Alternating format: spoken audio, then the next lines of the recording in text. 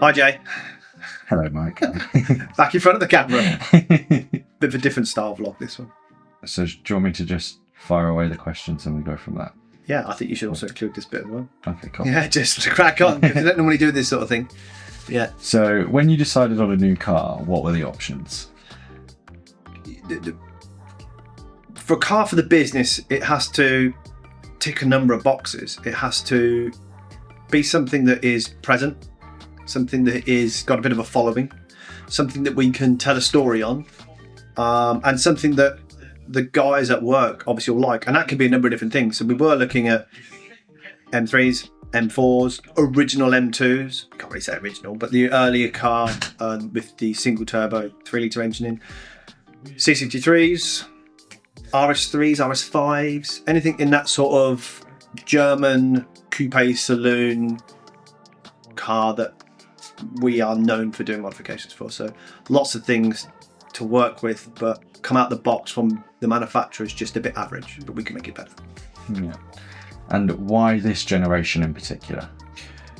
I think with the cost of new cars rocketing, our next demonstrator after the M2, I can't say what it is an expensive car, you know. And I think very quickly we all get absorbed into the latest and greatest and what's new, and sometimes looking back 5, 7, 10 years, there's still some incredible cars out there.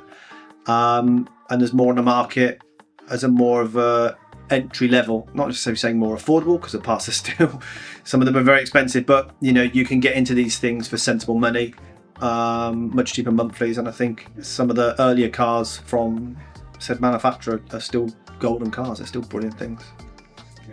And does this car mean something personal to you or to Motech, or a bit of both? A bit of both, really. I mean, the business late 2015 is 10 years old as a limited company. It's been kind of slightly longer than that. And when this car came out, it was something that was a bit of a bucket list, like you aspire to having, you know, and to have a dream of, wow, I want the latest and the greatest then. And also for the business, customer and a supplier that we deal with, Remus UK, had one as a demo car when they first came out, and it really helped the business sort of grow because the exhaust on it was really punchy. It made such a difference from the standard exhaust, because this was before GPF filters and noise regulations for different Euro cars. They could play a bit more about with the volume of exhaust, so the difference was night and day. And it also really opened up different things. We were known more for doing springs and spacers and the exhaust and changing the stance of the vehicle, and this car really needs it. But also the manufacturer offered a lot of aftermarket parts, which led a lot of the way into other manufacturers offering competing products, different versions. So yeah, it's a really important car for the industry, ourselves and me personally, yeah. And how does it tie into how old Motech is now? Like I sort of say, this is a 2016 car, and very late this year, so October 2025 should I say, is Motech 10 years. So that generation of car being 10, 11 years old, and the business being 10, 11 years old.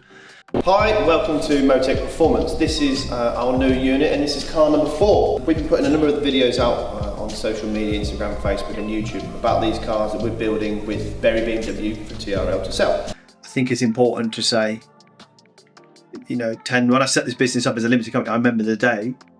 It doesn't feel that long ago. You know, and these cars, when you still use them, they don't feel that old nowadays, so yeah.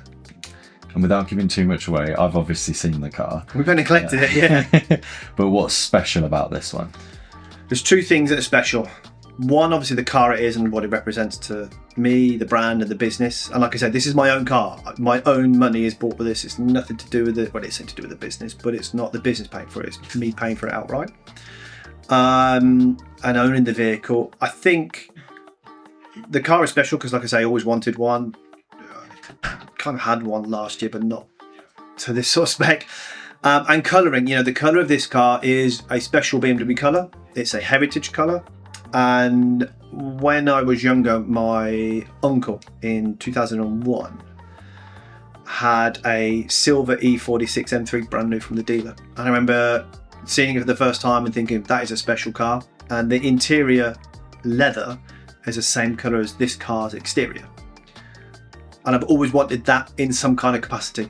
And I'd actually, as much as I love an E46, that's something we can't really do a lot with the business. So it's trying to find that colour in a different way that we can do things. So yeah, it is a special colour, a special colour. Well, it will be. And what can people expect from this build series? So today obviously is teasing, collecting, showing the colour and showing the car. And quite a lot. The whole point is to showcase what we can still do as a business and everything. So paintwork is 10, 11 years old. The car overall condition is 10, 11 years old. The ride height we can change. The styling can change. It's been pulled out. I'm looking at the back. And we're going to drop bits of it every couple of weeks or every week, depending, obviously, scheduling times. But to show you can start off with a really nice car, and in stages make it something that we're going to take to shows, get people's opinion, take it to Cafe Machine, take it to our Cars and Coffee events, and to showcase the wheels, the suspension, our stance kit for it, the detailing. I think will be quite received quite well. I think the people that have seen the car, because it's in the car park, have all loved it. So I think it will be a good one to watch, yeah. My next question was, you've gone for a bold spec. What made you choose it? But I think you've kind of already answered that. Also, coming to you, when we're always ordering new cars, so the Grigio Terresto M2, me and you had a conversation, what's going to work well for the palette of wheels, and we put the Neodym in the black and then finished up with the gloss polished onto it, and then we did the blue wheels for gravity and things. So this car, being a retro colour, stands out well on social media and well for shows and events. But then that does lead us into this being a retro colour to the car that's replacing the M2. I try not to say too much. Also in a retro colour. So next year will be retro homage colours, maybe. I don't know. So yeah, I think it'll be a special car. And if you had to sum it up, what does this car represent for you? This car, once it's done, will represent the car I wanted in 2016.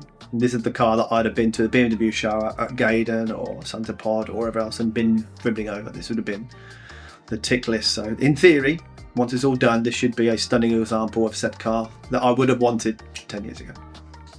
So should we show them the car now, or should we see what's been going on this week at Motech and then reveal the car later at the end of the video? Yeah, tease it a little longer. Yeah. We need to get the algorithm. So let's see what they've been doing at work. While me and Jay went off on the train, had a nice coffee and collected this car. I think they had a couple of F40 135Is in. And then Jay will show the B-roll of this stunning new car. Almost gave it away.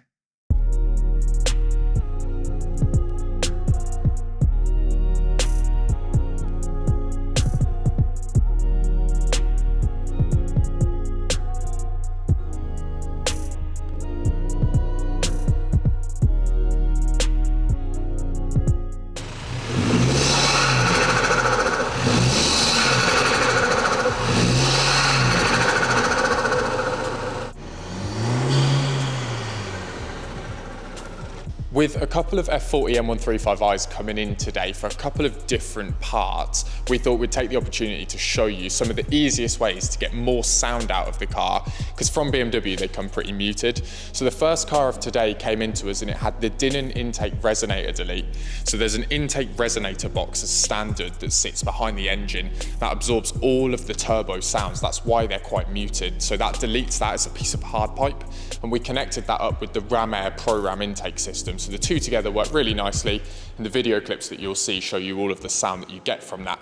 Now, on the flip side, the F40 that we've got behind us is the next car of the day, which actually had a Remus Race. So there's two ways you can go about it. You can go down the intake sound noise route, which of course the first car did, or you can put the Remus on it, which again is a nice, easy way to amplify the sound. It uses the original valve controller. Now, they brand it as the Race.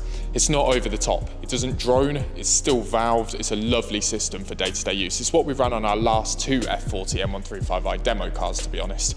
But this sounds absolutely fantastic. We're gonna get it outside, we're gonna do a launch clip so that you can hear it under load. It really makes a nice difference.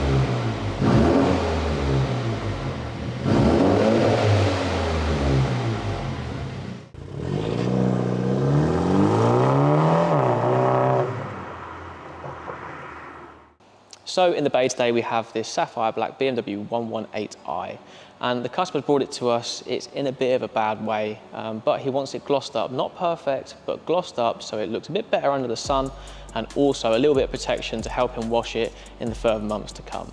So we've washed it outside, we've brought it back inside, and I'm machine polishing it now. It's also going for a couple of parts later on, so stay tuned for that and have a little look at the finished results.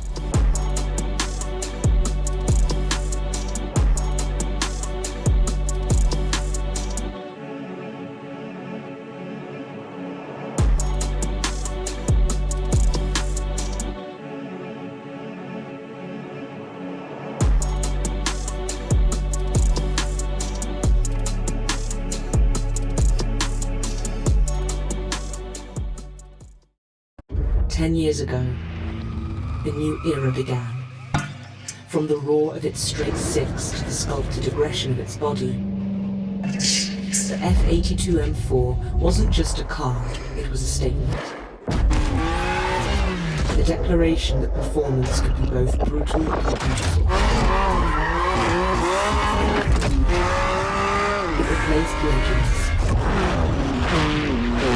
yet became one of its own.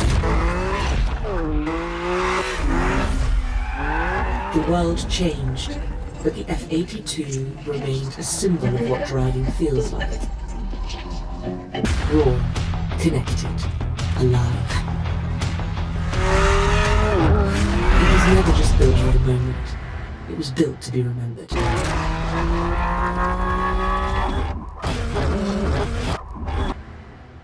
So this is it, new to me, my own F82 M4 dream car.